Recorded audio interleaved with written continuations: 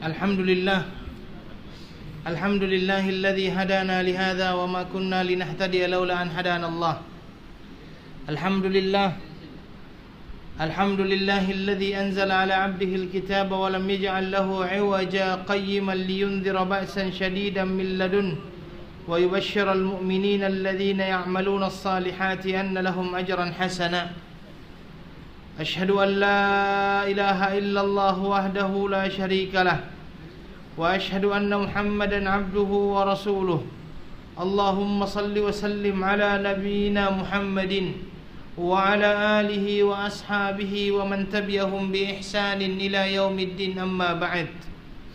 Ayyuhal ikhwa wal akhwat, assalamu alaikum warahmatullahi wabarakatuh. Alhamdulillah, segala puji bagi Allah Subhanahu wa ta'ala yang telah menurunkan kepada kita petunjuk untuk senantiasa kita jadikan pedoman dalam hidup kita. Segala puji bagi Allah Subhanahu wa ta'ala yang telah menjadikan Al-Quran dan sunnah Nabi sallallahu alaihi wasallam sebagai pegangan dalam hidup kita.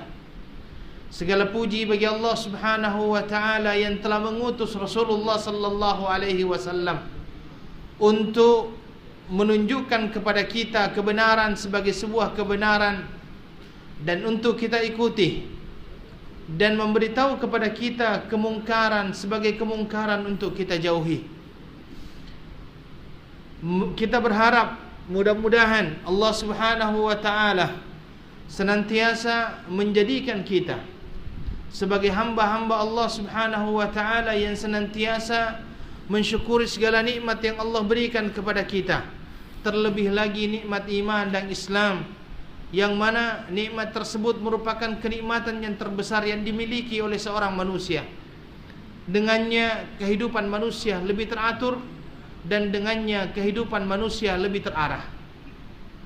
Salawat dan salam kepada Nabi besar Muhammad sallallahu alaihi wasallam, Nabi akhir zaman. Kita senantiasa berharap dan meminta kepada Allah Subhanahu wa ta'ala, semoga Allah Subhanahu wa ta'ala memudahkan kita dalam mengikuti tunjuk ajar Rasulullah sallallahu alaihi wasallam yang menjadi sumber kejayaan umat Islam, yaitu dengan mengikuti sunnah-sunnah Rasulullah sallallahu alaihi wasallam.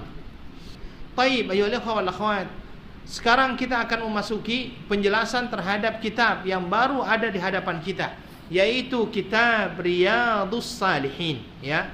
Kitab Riyadhus Shalihin. Yang pertama sekali, ayyuhal ikhwah wal akhwat, yang perlu untuk kita ketahui bahwasanya kitab Riyadhus Shalihin ini secara bahasa berasal dari kata-kata, dua kata. Yang pertama adalah kata-kata riyad. Riyad itu adalah bentuk jamak, ya. Kalau di dalam bahasa kita adalah bentuk plural, ya. Plural daripada kata-kata raudhah. Jadi kalau dalam bahasa Arab itu kan ada yang dinamakan dengan mufrad, ada yang dinamakan dengan mutsanna, ada yang dinamakan dengan jamak. Mufradnya raudhah, bentuk pertamanya. Kalau di sini artinya apa? Singular, ya. Singularnya adalah raudhah. Kemudian yang menunjukkan dua adalah raudhatani. Kemudian yang menunjukkan banyak adalah riyadun. Riyad. Apa artinya riyad? Riyad artinya adalah taman. Makanya kalau seandainya orang mengatakan raudhah, biasanya orang mengatakan artinya apa adalah apa? Taman-taman syurga, ya. Raudhah itu biasanya diterjemahkan dengan taman-taman syurga. Maka kata-kata riyad itu artinya taman. As-salihin berasal dari kata-kata saleh, yang artinya adalah orang-orang yang saleh. Maka buku ini kalau seandainya kita terjemahkan secara harfiah, Riyadhus Shalihin artinya adalah taman bagi orang-orang yang saleh, ya. Taman bagi orang-orang yang saleh. Ayyuhal ikhwah wal akhwat, buku ini adalah salah satu buku yang dikarang oleh seorang ulama yang bernama Al-Imam An-Nawawi, ya. Al-Imamun Nawawi. Al-Imamun Nawawi. Pertama sekali, ayyuhal ikhwah wal akhwat, kita akan jelaskan dulu siapa Al-Imamun Nawawi. Al-Imamun Nawawi adalah seorang ulama, al-hafiz, al-imam. beliau adalah seorang imam, beliau seorang al-hafidh. Kalau dikatakan al-hafidh itu adalah orang yang menghafal hadis lebih daripada 100.000. Ya, dikatakan seorang al-hafidh kalau dia seandainya menghafal hadis lebih daripada 100.000 hadis.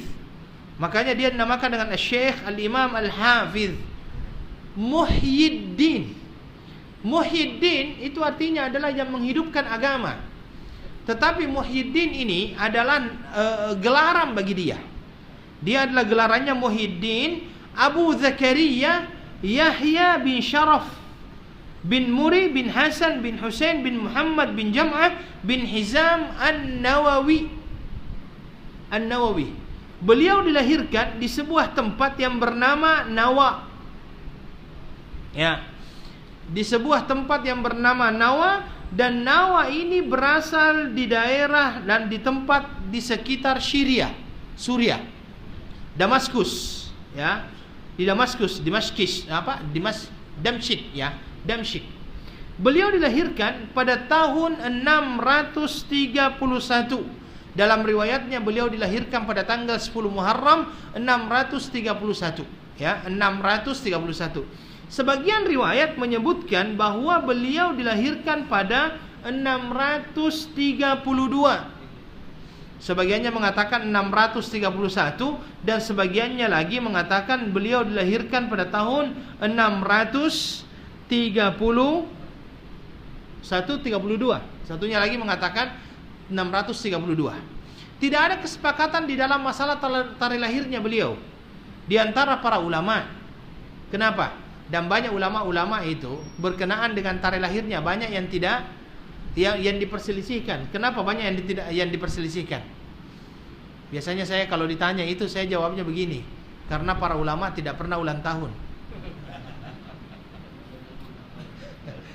Sehingga mereka lupa kapan mereka lahir. Tetapi berkenaan dengan tahun wafatnya, biasanya ulama ulama sepakat tentang tahun meninggalnya.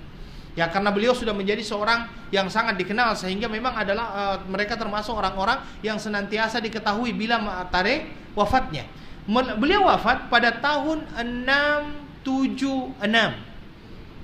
Kalau kita lihat ya, 631, 676, kira-kira berapa saja umurnya itu? 45 ya? Ya, 45. Tetapi dengan umur yang sangat, bisa dikatakan masih sangat singkat, ya. Kalau 45 itu masih dianggap sangat singkat. Beliau mempunyai banyak sekali buku. Ya. Beliau mempunyai banyak sekali buku. Yang terkenal dari beliau itu adalah, pertama adalah kitab Al-Arba'in. Bahkan kan namanya saja Al-Arba'in An-Nawawiyah. Ya kan? 40 hadis. Tapi betul kan 40 hadis itu Arba'in Nawawiyah? Tidak. Jumlahnya semuanya 42 hadis. Tetapi dinamakan dengan Al-Arba'in An-Nawawiyah. Termasuk juga yang sangat terkenal dari beliau itu adalah beliau menulis syarah Sahih Muslim. Syarah Sahih Muslim, yang mensyarah Sahih Muslim itu siapa? Al-Imam An-Nawawi. Kalau yang Sahih Bukhari siapa yang syarah? Yang sangat terkenal siapa? Fathul Bari fi Syarh Sahih Bukhari itu disyarah oleh siapa? Ibnu Hajar Al-Asqalani. Tetapi berkenaan dengan Sahih Muslim itu disyarah oleh Al-Imam An-Nawawi. Namanya bukunya adalah Al-Minhaj fi Syarhi Sahih Muslim Ibnul Hajjaj. Itu yang buat siapa? Al-Imam An-Nawawi. Termasuk juga yang sangat terkenal dari beliau adalah, karena beliau ini termasuk seorang yang membesarkan mazhab Imam Syafi'i, ya. Termasuk seseorang yang sangat terkenal dari mazhab Syafi'i dan bisa masuk dalam kategori ulama-ulama Syafi'i, ya. Beliau mengarang ataupun membuat sebuah buku dalam mazhab Imam Syafi'i yang bertajuk Al-Majmu' fi Syarhil Muhadzab. Al-Majmu' itu bukunya sangat besar juga, ya. Al-Majmu' fi Syarhil Muhadzab. Beliau adalah seorang yang ahli dalam hadis. Beliau juga adalah ahli dalam fahmul hadis, ya. Maka salah satu juga karangan beliau yang sangat terkenal adalah Riyadhus Shalihin ini. Kitab Riyadhus Shalihin. Ya, kitab Riyadhus Shalihin, taman orang-orang yang saleh ataupun taman orang-orang yang saleh. Riyadhus Shalihin. Riyadhus Shalihin ini adalah kitab yang ditulis oleh beliau sampai pada tahun 670, 6 tahun sebelum wafatnya beliau selesaikan buku ini. Sesuai dengan namanya ayyuhal ikhwah wal akhwat, bahwasanya buku ini adalah kitab yang berkenaan dengan permasalahan-permasalahan hati. Riyadhus Shalihin itu adalah kitab yang berkenaan dengan permasalahan-permasalahan hati. Kenapa demikian? Di dalam muqaddimahnya Al-Imam An-Nawawi telah menjelaskan kenapa dia membuat buku ini. Kata Al-Imam An-Nawawi, sesungguhnya manusia diciptakan oleh Allah Subhanahu wa taala itu tidak lain dan tidak bukan hanya untuk beribadah kepada Allah Subhanahu wa taala, sehingga tujuan akhir daripada seorang manusia di muka bumi ini adalah bagaimana dia bisa mendapatkan keridhaan Allah Subhanahu wa taala ketika dia masuk ke dalam akhirat kelak nantinya. Itu Al-Imam An-Nawawi menjelaskan, karena sesungguhnya tujuan utama penciptaan manusia di muka bumi tidak lain dan tidak bukan adalah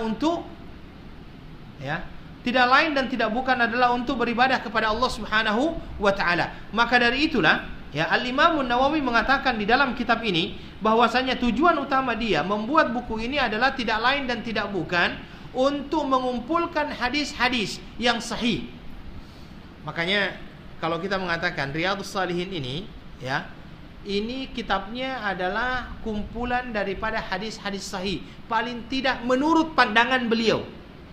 Karena akhirnya ada juga beberapa hadis yang dianggap sebagai hadis yang dhaif menurut cara pandang ulama lainnya, tetapi menurut beliau hadis tersebut adalah hadis yang sahih. Dan itu memang menjadi persyaratan daripada Imam An-Nawawi ketika memasukkan hadis-hadis tersebut di dalam kitabnya yang bernama Riyadhus Shalihin ini. Beliau mengatakan, saya tidak memasukkan kecuali hadis-hadis yang sahih.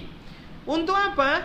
Agar hadis-hadis tersebut menjadi tuntunan dan pedoman bagi orang-orang yang beriman untuk mencapai akhiratnya. Jadi hadis-hadis yang dikumpulkan oleh Imam An-Nawawi dalam kitab Riyadhus Shalihin, yang pertama adalah hadis-hadis yang sahih saja, paling tidak menurut pandangan beliau. Yang kedua, bahwasanya hadis-hadis yang dikumpulkan itu adalah hadis-hadis yang bisa memberikan pedoman dan petunjuk dan menuntun manusia agar manusia bisa mencapai akhiratnya untuk mendapatkan kehidupan yang lebih baik. Itu yang disampaikan oleh Al-Imam An-Nawawi di awal kitabnya. Sehingga kitab Riyadhus Shalihin ini selain menjadi penuntun dan dia juga menjadi nasihat, sekaligus dia juga menjadi pelita bagi orang-orang yang mau mengambil petunjuk dari taman orang-orang yang saleh. Karena namanya saja adalah Riyadhus Shalihin. Kitab ini ayyuhal ikhwah wal akhwat disusun oleh Al-Imam An-Nawawi sangat ilmiah. Kenapa saya katakan sangat ilmiah? Karena di dalamnya dibagi menjadi 17 kitab. Jadi ada 17 kitab masalah apa besar gitu kan. Kemudian di bawah kitab tersebut ada bab-bab. Al-Imam An-Nawawi membagi bukunya menjadi 17 kitab. Ini merupakan salah satu keistimewaan daripada Riyadhus Shalihin ini. 17 kitab. Kita lihat dulu betulkah 17 kitab itu. 18. 17 kitab larangan. 18 kitab. Yang terakhir 18 kitab. 18 kitab. Kemudian beliau rahimahullah membagi menjadi 372 bab, 372 bab. 372 bab, dan menurut Syekh Al-Utsaimin, jumlah hadis yang ada di dalam adalah 1897 hadis. 1897 hadis menurut penjelasan daripada Syekh Utsaimin, bahwasanya di dalam hal ini adalah ada sekitar 1897 hadis yang semuanya adalah hadis yang berkenaan dengan masalah-masalah hati, ya. Masalah-masalah hati. Ayo wal akhwat. Yang pertama, ya, ataupun isi pertama daripada kitab ini, bab pertamanya berkenaan dengan masalah keikhlasan, ya, berkenaan dengan masalah keikhlasan. Saya akan baca bab al-ikhlas wa ihdarin niyyati fi jami'il a'mali wal aqwali wal ahwalil barizati wal khafiyati. Cara menulisnya Al-Imam Ibnu Hajar, Al-Imam An-Nawawi dalam kitab ini, metode penulisannya yang pertama adalah dia berikan bab. Setelah bab tersebut biasanya dia lanjutkan dengan menyebutkan ayat. Ayat-ayat yang disebutkan itu adalah ayat-ayat yang mempunyai hubungan dengan tajuk bab yang di atas. Setelah dia menyebutkan ayat, setelah itu Al-Imam An-Nawawi biasanya menyebutkan hadis-hadis yang berkenaan dengan bab yang di atas. Makanya kita lihat, ya. Babul ikhlas wa ihdarin niyyah fi jami'il a'malil wal aqwali wal ahwali al barizati wal khafiyah. Bab keikhlasan dan menghadirkan niat dalam segala amal perbuatan dan ucapan serta berbagai keadaan yang jelas dan yang samar, al barizati wal khafiyah, yang nampak ataupun yang tersembunyi, ya. Ini niat. Ayo wal akhwat, kalau kita mencoba untuk melihat juga beberapa buku yang dibuat oleh para ulama-ulama terdahulu, memang kebanyakannya memulakannya dengan apa? Niat. Karena memang akhirnya niat menjadi sebuah tolak ukur diterima tidaknya amalan seseorang. Niat menjadi sebuah tolak ukur apakah amalan tersebut masuk dalam kategori ibadah atau bukan ibadah. Niat itu menjadi pembeda antara ibadah dengan adat, ya. Niat itu menjadi sesuatu yang membedakan, adakah kita melakukan itu akan berpahala atau yang kita lakukan itu tidak berpahala sama sekali. Semuanya akhirnya tergantung kepada niat. Dan sebenarnya niat ini adalah sesuatu yang memang diperintahkan oleh Allah Subhanahu wa taala agar segala yang kita lakukan itu kita landaskan hanya karena Allah Subhanahu wa taala. Niat ibadah, niat karena Allah, niat karena ingin mengikuti perintah Allah Subhanahu wa taala, ini adalah bagian-bagian yang tidak boleh kita pisahkan dalam diri seseorang. Dan terus terang saya katakan, orang-orang yang melakukan sesuatu ikhlas karena Allah adalah orang yang paling bahagia hidupnya. Kenapa? Karena orang yang melakukan sesuatu karena Allah, dia tidak akan pernah merasa kecewa. Karena dia senantiasa yakin bahwa apapun yang dia lakukan karena Allah, dia akan mendapatkan pahala dari Allah Subhanahu wa taala. Tetapi kalau seandainya dia melakukan sesuatu karena manusia, mau tidak mau, sadar atau tidak sadar, kita akan bertemu dengan yang namanya kekecewaan. Ya, kekecewaan.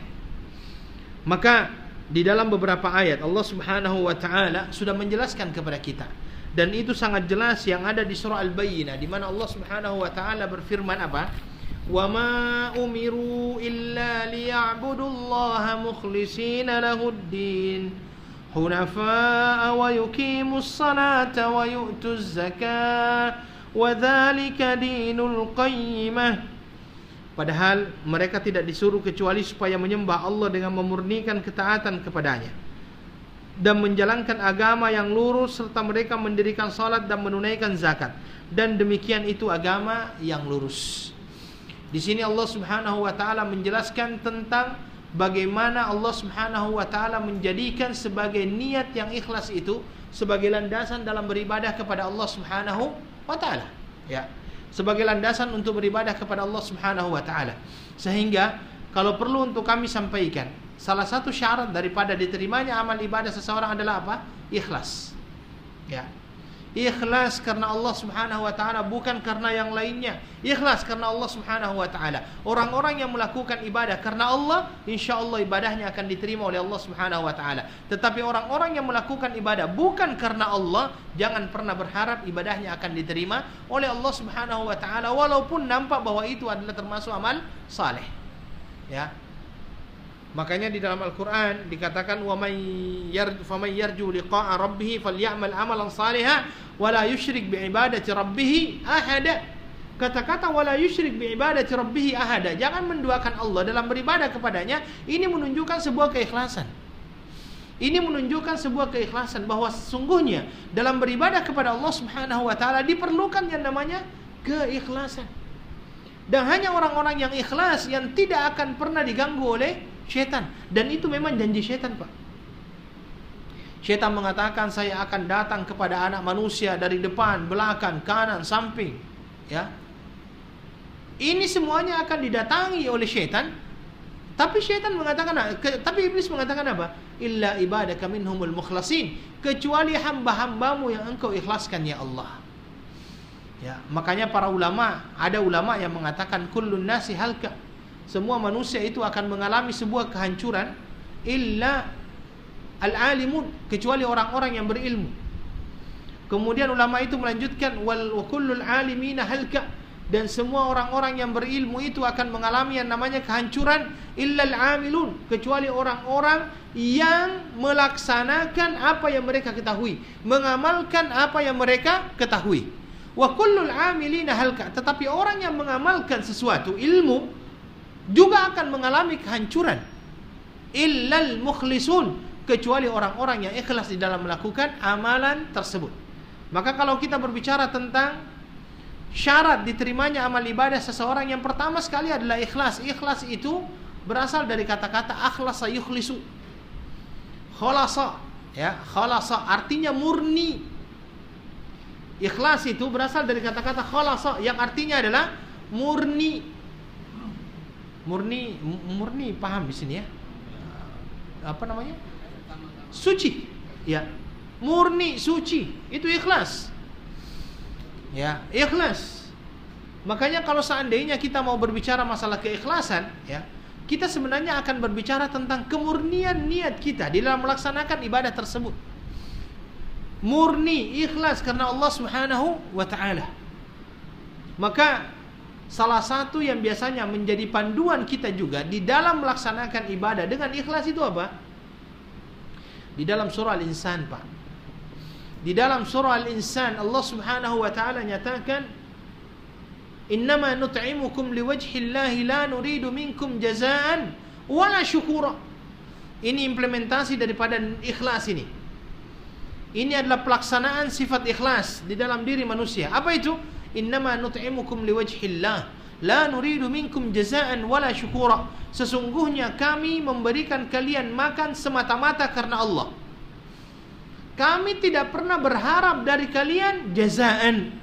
Apa itu jazaan? Balasan. Wala syukura, apalagi yang namanya terima kasih. Balasannya hanya minta dari Allah, terima kasihnya minta dari Allah, bukan daripada manusia. Karena kalau seandainya kita berharap balasan dari manusia dan berharap terima kasih dari manusia, kadang-kadang kita kecewa, Pak. Mungkin saja dalam hati kita, sudahlah kita beri, terima kasih pun tidak ada. Ya kan, muncul kadang-kadang perkataan, apalah terima kasih pun tak pandai. Ya kan.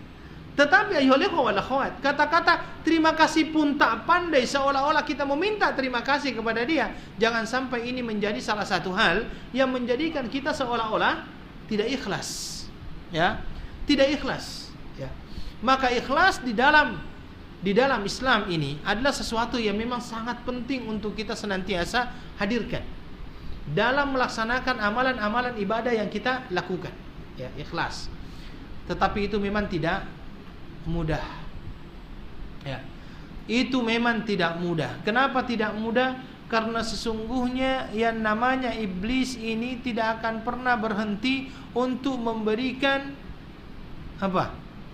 Untuk memberikan was-was kepada manusia, untuk menjadikan manusia akhirnya tidak ikhlas di dalam melaksanakan apa yang sepatutnya dia harus ikhlas melakukannya.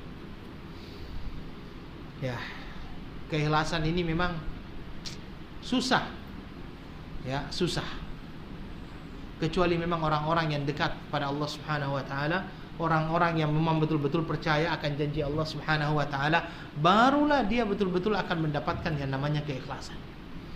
Karena kadang-kadang manusia memang akhirnya dia sudah melakukan sebuah ibadah, dia sudah melakukan sebuah amal saleh, tetapi akhirnya amal salehnya habis dikarenakan apa yang dia lakukan akhirnya tidak ikhlas karena Allah Subhanahu wa taala.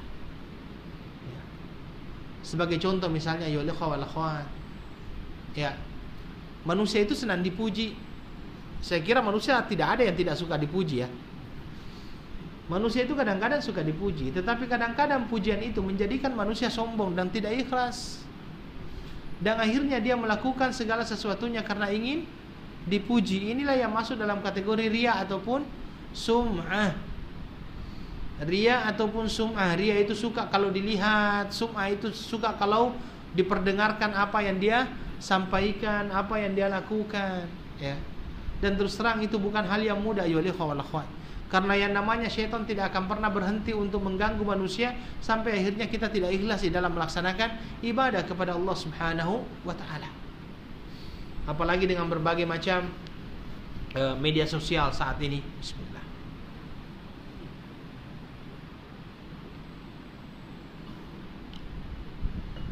Salat ditulisnya di Facebook. Sedekah disebut di Twitter. Puasa disebut di mana? Instagram. Tawaf disebutnya di mana? Apalagi namanya Twitter, ya kan? Kalau semuanya sudah disebut, kira-kira malaikat mau catat apa itu? Ya kan? Semuanya disebut. Dan ini bisa saja menjadikan orang tersebut akhirnya tidak ikhlas, atau bahkan kadang-kadang ibadah-ibadah yang kita lakukan yang sepatutnya kita sembunyikan malah kita umbar. Sudah itu suka lagi kalau ada yang like. Ya, kalau tidak ada yang like, gundah gulana. Ini kenapa tak ada yang like ini? Setiap saat, aduh, tak ada yang like. 2, baru 3 yang like. Baru, Masya Allah. Kadang-kadang memang hal ini adalah hal-hal yang bisa menghancurkan keikhlasan seseorang. Hal ini bisa menghancurkan keikhlasan seseorang di dalam beribadah kepada Allah Subhanahu wa taala. Makanya ayyuhal ikhwah wal akhwat, keikhlasan ini adalah sesuatu yang sangat penting. Karena ayyuhal ikhwah, yang akan diterima oleh Allah Subhanahu wa taala hanyalah keikhlasan. Makanya di dalam ayat yang kedua Allah mengatakan apa? La yanalallaha luhumuha wala dima'uha walakin yanaluhu taqwa minkum. Allah itu tidak akan minta daging-daging onta dan darahnya waktu kita berkurban, tetapi yang akan dilihat oleh Allah Subhanahu wa taala dalam diri seseorang adalah apa? Takwanya. Bukan berarti bahwa orang yang paling besar kurbannya paling besar pahalanya, tidak. Bisa saja orang yang paling besar kurbannya malah tidak dapat pahala dikarenakan dia sombong. Coba lihat. Tidak ada yang paling besar kecuali kurban saya. Yang lainnya kurus-kurus. Coba punya saya, Masya Allah, gemuknya bukan main. Hah? Kambingnya tipe A, besar harganya. Kadang-kadang muncul perkataan seperti itu. Itu menunjukkan, itu bisa saja menunjukkan ketidakikhlasan kita di dalam beribadah kepada Allah Subhanahu wa taala. Terus terang ayyuhal ikhwah wal akhwat, khususnya dalam masalah seperti ini, memang akhirnya kita berada di dalam sebuah keadaan, ya, keadaan bahwasanya sangat mungkin orang tersebut sombong ketika dia menyebutkan apa yang dia lakukan. Memang kita tidak pungkiri adanya dalil di dalam Al-Quran yang menyuruh kita untuk menyampaikan nikmat, membicarakan nikmat. Apa itu? Wa amma bi ni'mati rabbika fahaddits. Dan nikmat Tuhanmu maka sampaikanlah. Tetapi kalau boleh saya katakan, antara tahadduts min ni'mah, membicarakan nikmat yang Allah berikan kepada kita, dengan riya, tipis bedanya. Ada perintah dari Allah untuk tahadduts bin ni'mah, untuk berbicara tentang nikmat yang Allah berikan kepada kita. Tetapi terus terang kalau seandainya kami ditanya antara tahadduts bin ni'mah, membicarakan nikmat yang Allah berikan kepada kita, dengan yang namanya kesombongan, dengan yang namanya riya, tipis. Makanya kalau kita lihat 7 golongan yang akan mendapatkan perlindungan dari Allah, di mana tidak ada perlindungan kecuali perlindungan darinya, salah satunya adalah orang yang memberikan dengan tangan kanannya, kemudian dia sembunyikan sampai tangan kirinya tidak mengetahui apa yang diinfakkan oleh tangan kanannya. Ini sebenarnya adalah sebuah ilustrasi, sebuah permisalan yang Nabi Shallallahu Alaihi Wasallam berikan kepada kita, bahwasanya orang-orang yang ikhlas itu ketika dia memberi, dia tidak akan pernah sombong, dia tidak akan pernah riya. Selama kita masih ungkit-ungkit pemberian kita terhadap orang lain, besar kemungkinan kita belum ikhlas, Pak. Mungkin kita belum ikhlas di dalam memberi. Ya, mungkin kita belum ikhlas di dalam memberi. Maka hati-hati, hati-hati, karena iblis itu tidak akan pernah senang melihat kita ikhlas. Iblis itu senantiasa akan menggoda kita agar kita menjadi tidak ikhlas. Ya. Agar kita menjadi tidak ikhlas. Padahal Allah Subhanahu wa taala sudah mengetahui apa yang kita lakukan. Makanya di ayat yang selanjutnya adalah Qul in tukhfu ma fi sudurikum aw tubduhu ya'lamhu Allah wa ya'lamu ma fis samawati wa ma fil ard wallahu ala kulli syai'in qadir. Katakanlah, jika kamu menyembunyikan apa yang ada dalam hatimu, atau kamu melontarkannya, atau kamu membicarakannya, pasti Allah mengetahui. Maksudnya apa? Amalan-amalan yang tersembunyi ini sesungguhnya Allah juga mengetahuinya, sebagaimana Allah mengetahui amalan-amalan yang tidak tersembunyi. Disinilah akhirnya kita perlu untuk ketahui, kalau seandainya memang kita mampu untuk menjaga diri, menjaga hati agar tetap ikhlas walaupun diketahui oleh orang lain, silahkan. Tetapi kalau memang tidak bisa, lebih baik kita sembunyikan amalan tersebut hanya antara kita dengan Allah Subhanahu wa ta'ala sahaja. Wallahu ta'ala a'lam. Dan akhirnya keikhlasan tersebut menjadi ukuran apakah kita melakukan itu mendapatkan pahala atau tidak oleh Allah Subhanahu wa ta'ala. Baik, ini adalah hadis yang pertama yang disampaikan oleh Al-Imam An-Nawawi dalam kitabnya, ya, dalam kitabnya yaitu kitab Riyadhus Shalihin. Hadisnya adalah hadis dari Amirul Mukminin Abi Hafs Umar bin Al-Khattab radhiyallahu an. Wa an Amirul Mukminin Abi Hafsin Umar bin Al-Khattab bin Nufail bin Abdul Uzza bin Riyah bin Abdullah bin Qurd bin Razah bin Adi bin Ka'ab bin Luwai bin Ghalib Al-Qurashi Al-Adawi radhiyallahu an. Ini salah satu keutamaan orang Arab. Memang dia mempunyai nasab itu diketahui sampai yang ke-10 atau bahkan lebih, ya. Makanya mereka itu mempunyai nasab, Masya Allah. Kalau Pak Ali ini saya tanya, nasabnya palingan sampai 2 atau 3 aja di atasnya dia tahu. Dan sebenarnya kita seperti itu kebanyakannya. Ada yang bisa menyebutkan sampai 10 mungkin? Saya kira tidak, ya. Paling banyak kita mengetahuinya sampai 3. Tetapi coba orang Arab, Abi Hafs Umar bin Al-Khattab bin Nufailin, itu sudah 2. Bin Abdul Uzza bin Riyah bin Abdullah bin Qurad bin Razah bin Adi bin Ka'ab bin Luwai bin Ghalib Al-Qurashi Al-Adawi, dari orang Quraisy. Beliau adalah Umar bin Khattab radhiyallahu an. Qala sami'tu Rasulullah sallallahu alaihi wasallam yaqul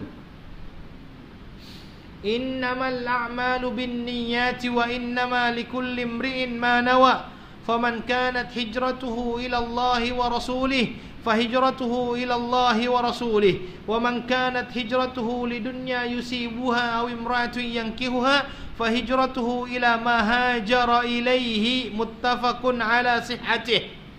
Rawahu al-imamani, ya, rawahu imam al-muhadditsin Abu Abdullah Muhammad bin Ismail bin Ibrahim bin al-Mughirah bin Bardizbah al-Ju'fi al-Bukhari wa Abu al-Husain Muslim bin al-Hajjaj bin Muslim al-Kushairi an-Naisaburi rahimahullah fi sahihaihima alladzaini huma asahhul kutub al-musannafah. Masya-Allah. Yang pertama, hadis ini masuk dalam kategori hadis ahad. Ya, hadis ahad. Dan lebih tepatnya lagi, ya, dia masuk dalam kategori hadis al-gharib. Ya, al-gharib. Hadisul gharib ataupun hadisul ahad itu, hadisul gharib adalah hadis yang hanya diriwayatkan oleh satu orang sahabat. Jadi kalau kita belajar mustalahul hadis tentang ilmu hadis itu, kan nanti ada pembagian hadis. Ada mutawatir, ada hadis ahad. Ya, mutawatir itu adalah hadis yang diriwayatkan oleh banyak sahabat. Di sini akhirnya kata-kata banyak sahabat, terdapat perbedaan di kalangan para ulama. Ada yang mengatakan 70 sahabat, ada yang mengatakan 60, ada yang mengatakan 50, ada yang mengatakan 40, dan yang paling sedikit 10.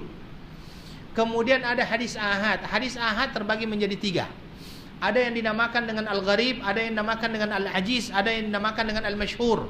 Al-gharib itu adalah hadis yang diriwayatkan oleh satu orang sahabat saja.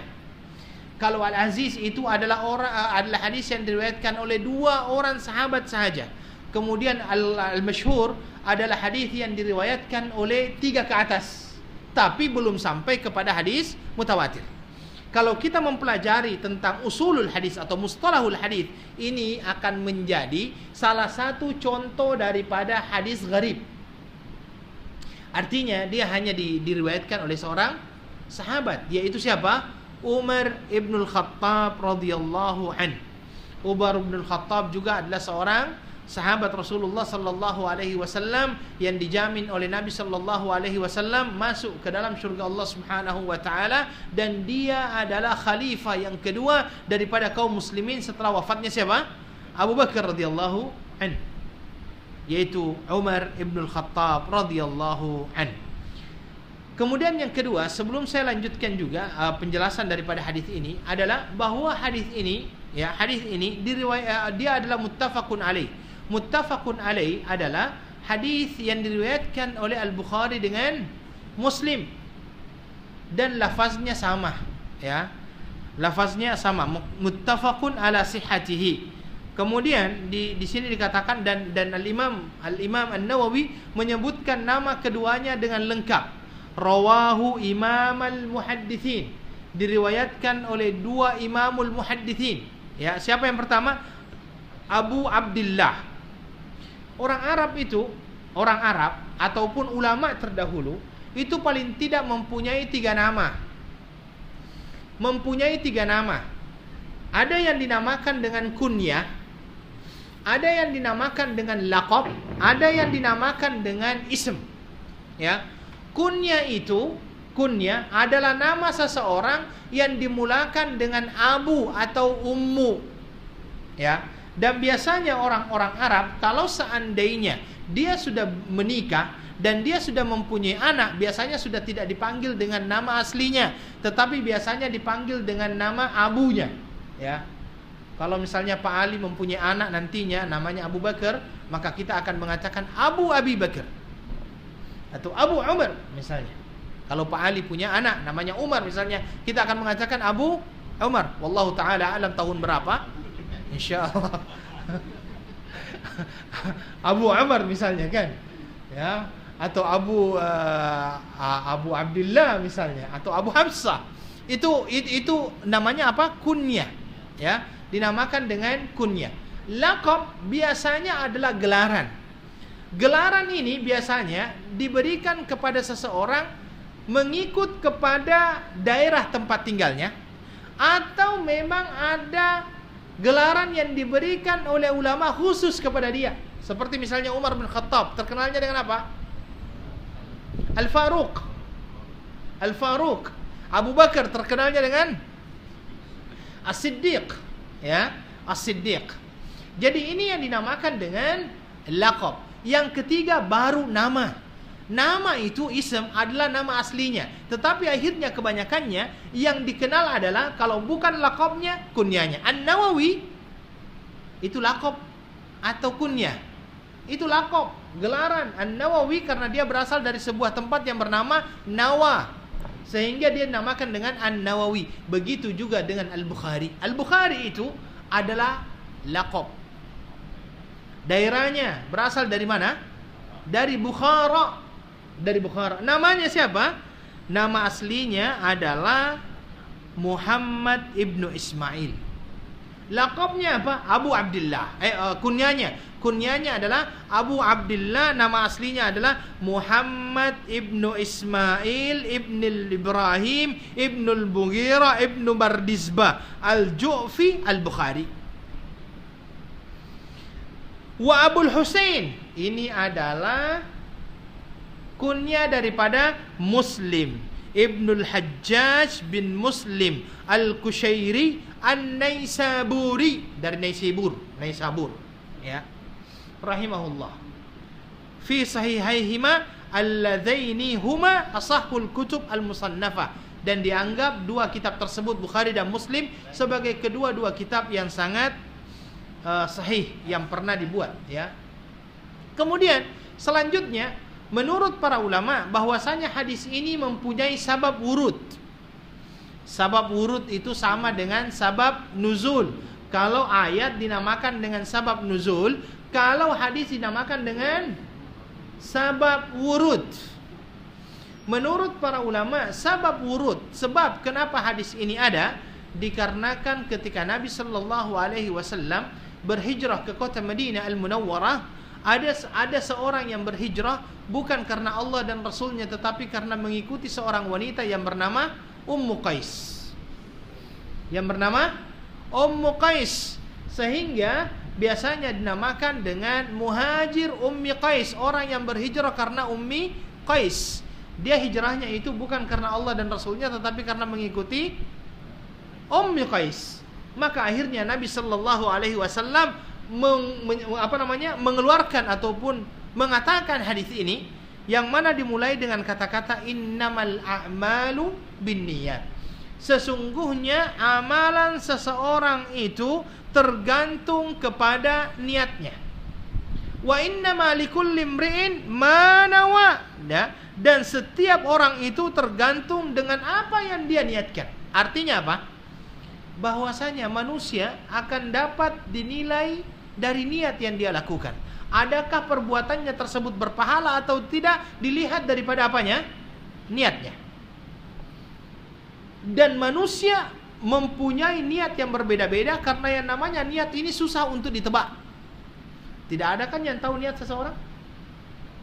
Karena niat itu adalah amalan hati. Hanya dia dengan Allah Subhanahu wa taala yang tahu. Niat itu adalah amalan hati, hanya dia dengan Allah Subhanahu wa taala yang tahu. Ya.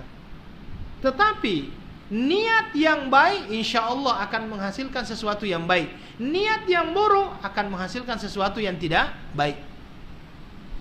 Akan menghasilkan sesuatu yang tidak baik. Kalau seandainya sesuatu perbuatan tersebut diniatkan karena Allah, insya Allah Allah akan menilai perbuatan tersebut sebagai sebuah amal saleh. Akan tetapi kalau seandainya perbuatan tersebut walaupun nampak baik, tetapi niatnya tidak baik, maka tetap hal tersebut akan dianggap sebagai sesuatu yang tidak baik. Saya kira kita pernah menjelaskan tentang 3 golongan yang Allah Subhanahu wa taala, ya, yang mana 3 orang ini akhirnya semua 3 kelompok ini semuanya dimasukkan oleh Allah ke dalam neraka.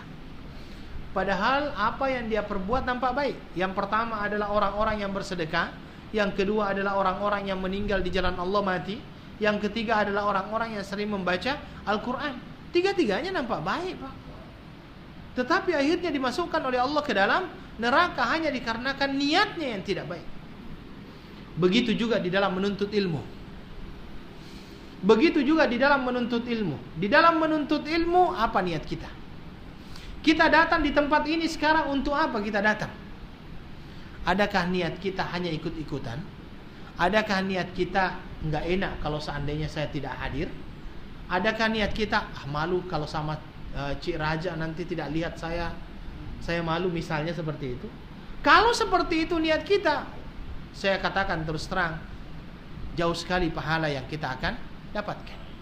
Tetapi kalau seandainya memang kita datang ke tempat ini, niat utamanya adalah belajar karena Allah, untuk menghilangkan yang namanya kebodohan dalam diri kita, insya Allah itu yang berpahala.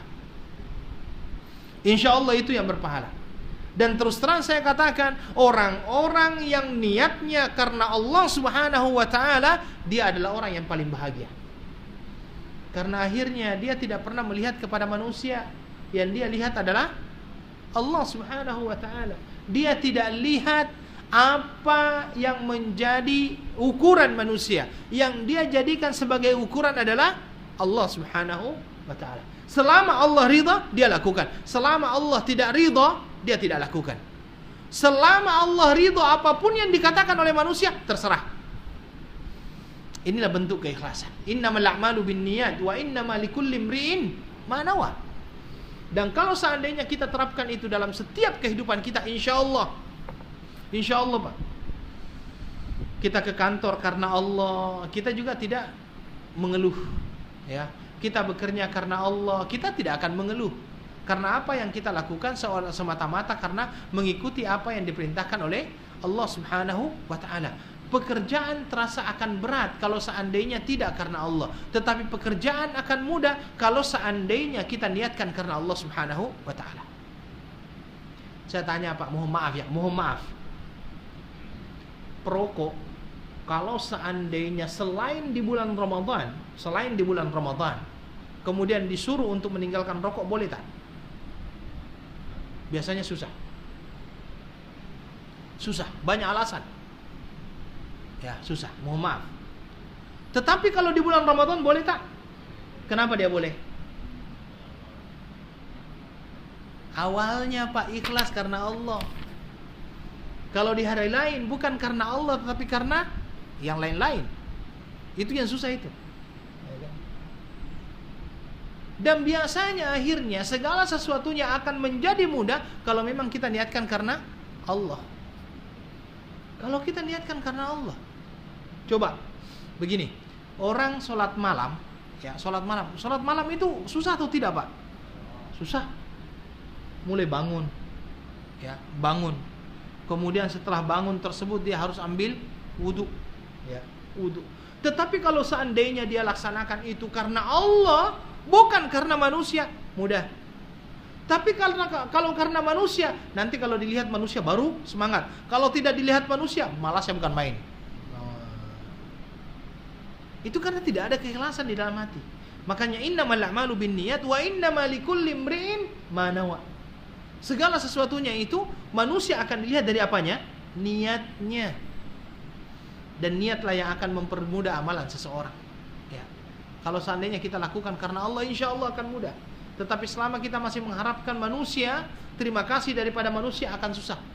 Ya, akan susah. Faman kanat hijratuhu ila Allah wa rasulih, fa hijratuhu ila Allah wa rasulih. Barang siapa yang berhijrah karena Allah dan Rasulnya, maka sesungguhnya dia akan mendapatkan pahala hijrahnya itu karena Allah dan Rasulnya. Wa man kanat hijratuhu lidunya yusibuha aw imra'atin yankihuha fa hijratuhu ila ma hajara ilaih. Dan barang siapa hijrahnya karena inginkan dunia, maka dia akan dapatkan dunia. Dan barang siapa hijrahnya karena seorang wanita yang akan dia nikahi, dia akan dapatkan wanita itu. Maka hijrahnya sesuai dengan apa yang dia niatkan. Sekarang berkenaan dengan masalah ini, mari kita melihat kehidupan kita, ibadah kita. Karena kadang-kadang kita beribadah itu orientasi kita duniawi.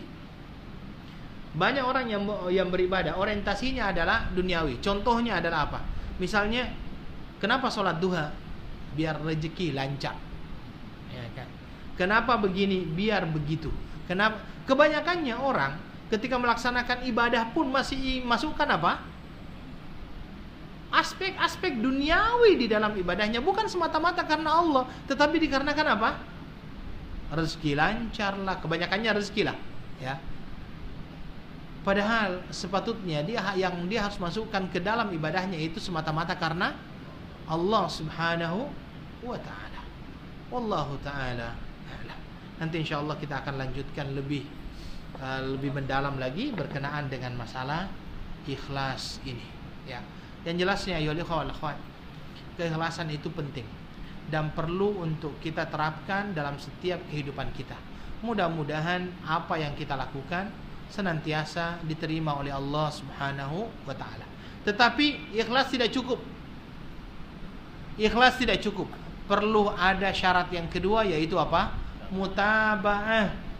Karena kadang-kadang kan ada juga orang yang mengatakan yang penting ikhlas, yang penting ikhlas. Betul, penting ikhlas, tapi jangan yang penting ikhlas. Ikhlas itu penting, tetapi jangan yang penting ikhlas. Karena bukan hanya ikhlas satu-satunya syarat diterimanya amal ibadah seseorang. Yang kedua harus ada mutaba'ah, mengikuti apa yang telah ditunjuk ajarkan oleh Rasulullah sallallahu alaihi wasallam. Seikhlas-ikhlasnya seseorang tetapi tidak mengikut apa yang ditunjuk ajarkan oleh Nabi, tetap tidak diterima. Maka dua-duanya harus ada. Wallahu taala alam. Ini adalah pembukaan daripada kitab Riyadhus Shalihin. Insyaallah kita akan lanjutkan lagi pada 2 minggu yang akan datang, karena minggu yang akan datang adalah kita akan mempelajari Fathul Majid. Syukran, saya akhiri dengan doa kafaratul majlis. Subhanakallahumma wa bihamdika asyhadu an la ilaha illa anta astaghfiruka wa atubu ilaik. Wassalamualaikum warahmatullahi wabarakatuh.